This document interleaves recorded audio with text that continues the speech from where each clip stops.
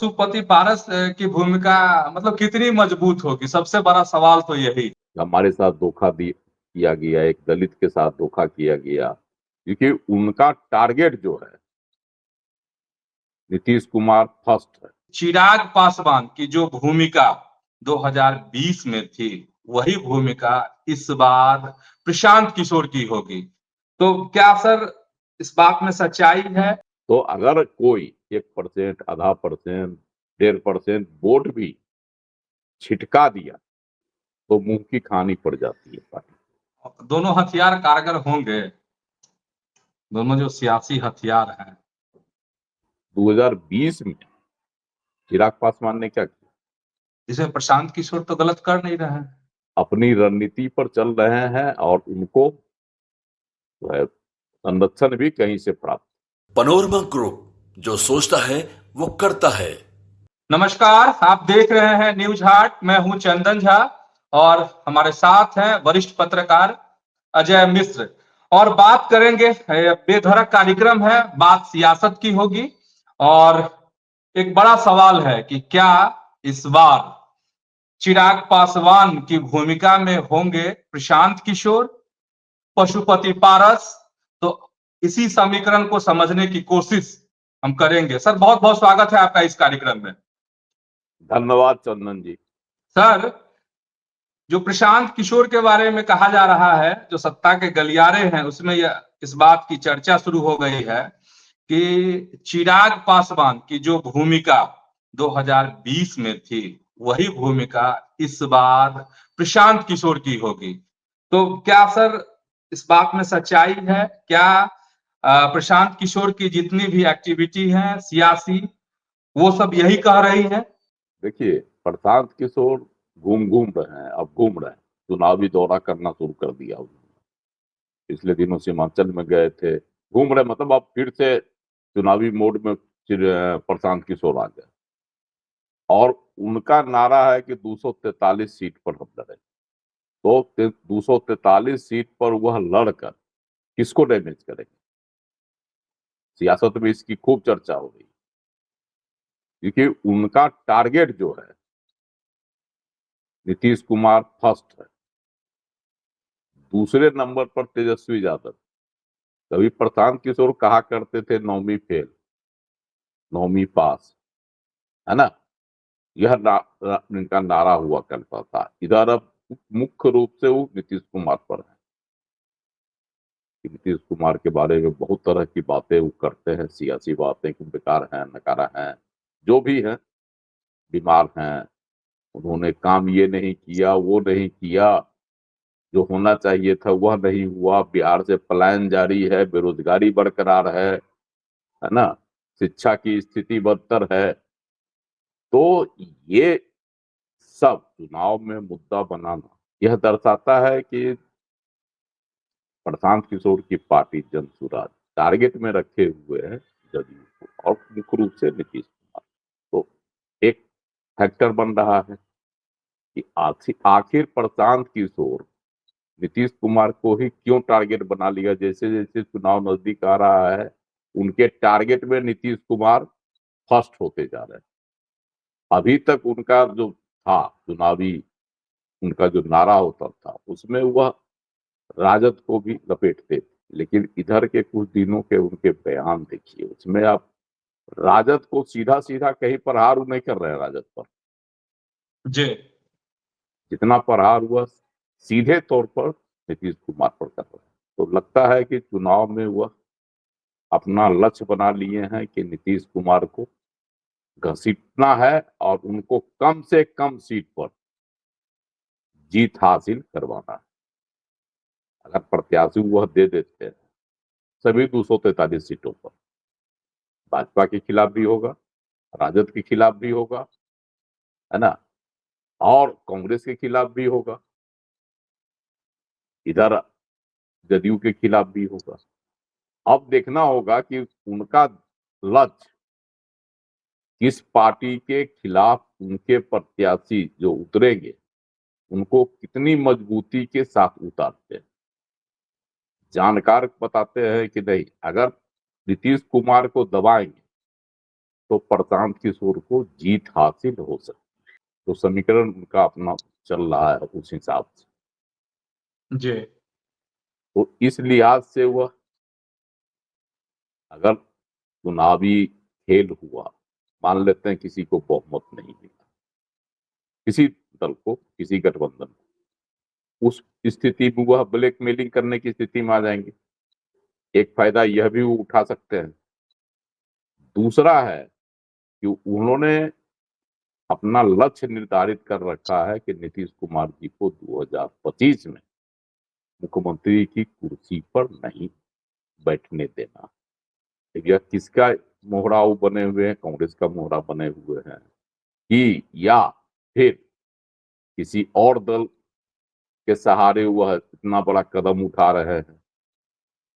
अकेले बूते तो प्रशांत किशोर जी को कितना वोट आया वह देखा, उपचुनाव में साबित हो ही गया, क्लियर हो गया कि दमखम के साथ 4 विधानसभा क्षेत्र के उपचुनाव में तैयार हुए, खड़ा किए प्रत्याशी, और प्रत्याशी एक जगह छोड़ के 2-3 जगह उनका जमानते जब्त हो गया, फिर भी डटे हुए पूरे राज्य में वो अपना दौरा कर रहे हैं और नीतीश कुमार को टारगेट बनाए।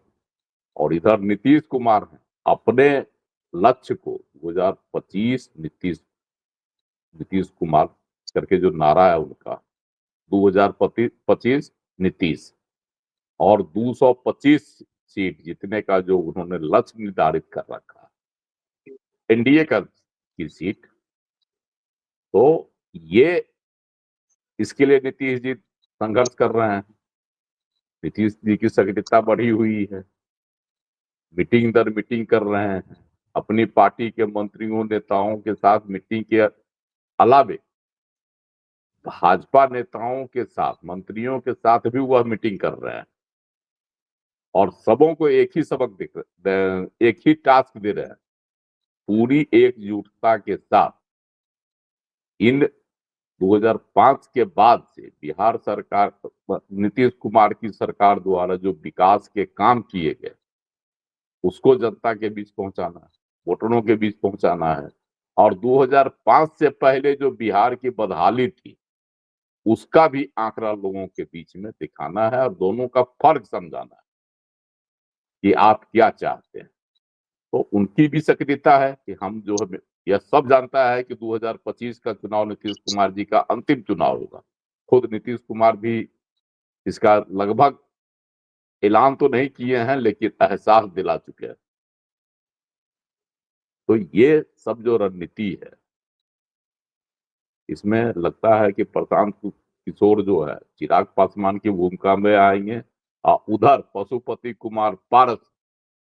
अच्छा सर, पशुपति पारस से पहले एक सवाल मन में आ रहा है कि आप कह रहे थे शुरुआत में कि नीतीश कुमार को अपने निशाने पर लेते हैं प्रशांत किशोर। तो सर सवाल ये है कि नीतीश कुमार अभी मुख्यमंत्री हैं, लगातार जो है मुख्यमंत्री हैं, तो सवाल तो उन्हीं से होगा ना, जिसे प्रशांत किशोर तो गलत कर नहीं रहे हैं। जो हुक्मरान रहेगा सवाल तो उन्हीं से होंगे ना। देखिए, सवाल दागा जाएगा लेकिन सवाल में दोनों चीज दिखाना पड़ेगा ना। ये बिहार अभी तक बदहाल क्यों? 30 साल 33 साल से समाजवादियों का यहाँ पर राज है ना। उसके पहले कांग्रेस का राज था, तो नीतीश कुमार भी समाजवादी है। तो प्रशांत किशोर ऐसा कौन सा ला के देंगे फॉर्मूला जिससे बिहार से पलायन रुकेगा, बेरोजगारी कम होगी, विकास का दर बढ़ेगा, लोगों की जो है आमदनी बढ़ेगी। तो कोई उनका कोई रोड मैप नहीं है। वह सिर्फ नीतीश कुमार जी के कामों की आलोचना कर रहे हैं, उनकी कार्यशैली की आलोचना कर रहे हैं। तो मतदाताओं में एक भ्रम पैदा करने की स्थिति कर रहे हैं ताकि नीतीश कुमार को हराया जा सके। उन्होंने अपना लक्ष्य निर्धारित कर रखा है। तो सर पशुपति पारस की चर्चा, पशुपति पारस की भूमिका मतलब कितनी मजबूत होगी, सबसे बड़ा सवाल तो यही है। देखिए, पशुपति कुमार पारस निराश तो जरूर है। एनडीए में उनके साथ धोखा हुआ है, यह भी कहा जा सकता है, यह माना जा सकता है। लेकिन धैर्य के साथ संगठन गठबंधन में रहना चाहिए। विधानसभा चुनाव अभी आया, होने वाला है, और सीटों का क्या तालमेल होगा इसका कहीं कोई मूल्यांकन नहीं हुआ है अभी। कौन कितने सीट पर लड़ेंगे, किसकी क्या हिस्सेदारी होगी। तो पशुपति कुमार पारस जिस तरह से उतावलापन दिखाए थे, है ना, और भाग कर चले गए आरजेडी के साथ, और सीधा सीधी वो आरोप लगाते हैं किस पर? तो नरेंद्र मोदी पर, कि हमारे साथ धोखा किया गया। लोकसभा में भी किया गया और विधानसभा में भी अभी तक कुछ क्लियर नहीं किया जा रहा है।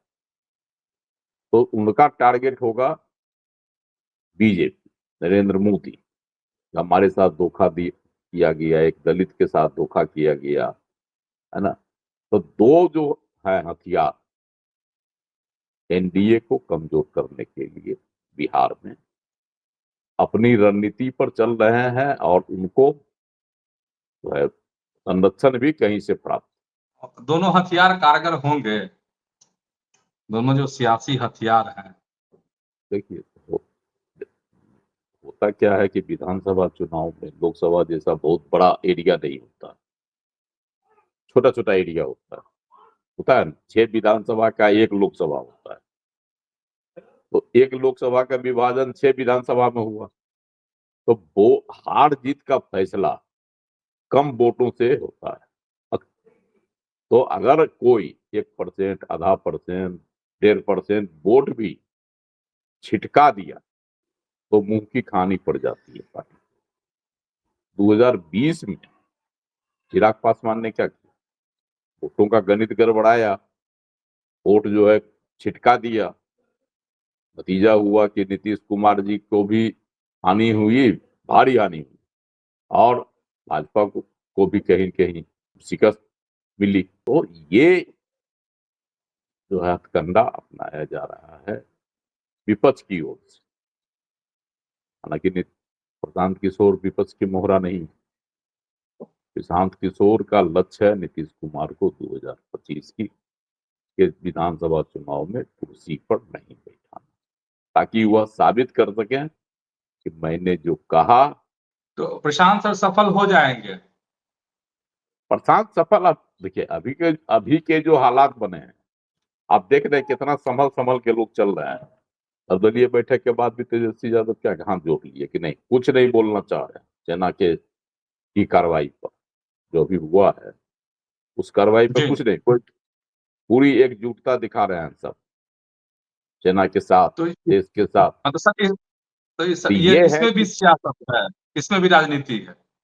इसमें है कि किसी तरह से जो हिंदुत्व का, अरे राष्ट्र प्रेम का वोट भाव जो उभरा है पूरे देश में, उसमें अगर कहीं किसी तरह का विपरीत असर नहीं पड़े, लोग यह समझें कि हम भी राष्ट्रभक्त हैं, हम भी राष्ट्र प्रेमी हैं, हम भी देशभक्त हैं, कहीं से भी सरकार के साथ या सेना के साथ चलने से हम भी किनारे नहीं है, हम भी सबके साथ। मतलब एनडीए वोट ना समेट ले, बीजेपी वोट ना समेट ले, इसलिए। हाँ, इसलिए ताकि देखिए राष्ट्र प्रेम का वोट सबसे बड़ा प्रेम होता है, जाति धर्म सबसे ऊपर हो जाता है। उस परिस्थिति में जी। अगर आप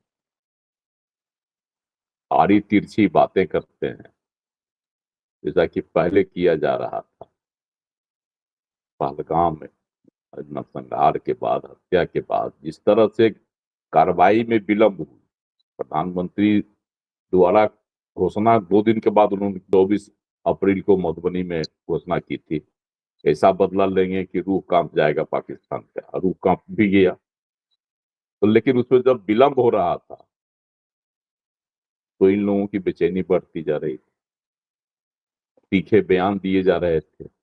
इससे लग रहा था कि विपक्ष इसको मुद्दा बनाना चाह रहा था कि प्रधानमंत्री कुछ नहीं कर रहे हैं, सिर्फ गरियाली आंसू बहा रहे हैं, है ना। लालू प्रसाद की बेटी ने तो उनको कह दिया था बीरू है सोले की, नरेंद्र मोदी। लेकिन अगले ही दिन जब कार्रवाई हो गई तो सब राष्ट्रभक्ति में डूबे हुए। जी जी सर, बात पूरी कर दिए। तो सब राष्ट्रभक्ति में जुटे हुए हैं। इसीलिए लेकिन अभी भी प्रशांत किशोर का लक्ष्य, जब भी जाते हैं क्षेत्र में घूमने, उनका एक ही लक्ष्य है, नीतीश कुमार और बिहार में विकास नहीं। तो मुझे लगता है कि दर्शक समझ गए होंगे कि क्या इस बार चिराग की भूमिका में प्रशांत किशोर होंगे, पशुपति पारस होंगे। तो आज के बेधड़क में इतना ही। ऐसे ही न्यूज हाट के साथ जुड़े रहिए, खबरों से अपडेट रहिए। धन्यवाद, नमस्कार।